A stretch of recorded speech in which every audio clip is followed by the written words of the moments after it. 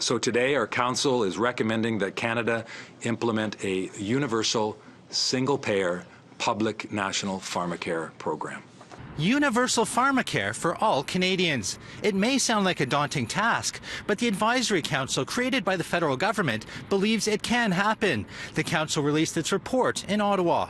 This will ensure that all Canadians, regardless of where they live, regardless of their employment status or their income, will receive a consistent standard of prescription drug coverage.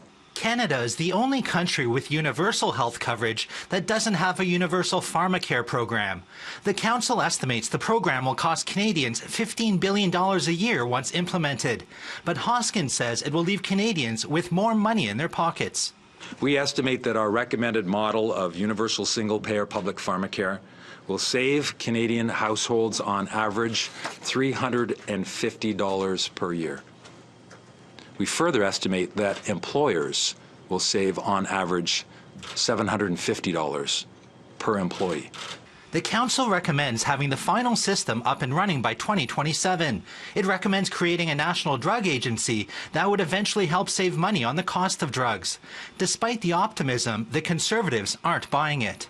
I don't believe that anybody thinks that when Liberals announce multi-billion-dollar spending programs that they're going to save money. On the other hand, the NDP, who have long been calling for a universal program, say the time to move is now. We're deeply disappointed that the Liberals have again not committed to actually bringing that to bear. Also the timelines, they're talking about 8 years. Any additional time is more time where people are going to be languishing in emergency rooms because they don't have access to the health care that they need and the medication coverage they need.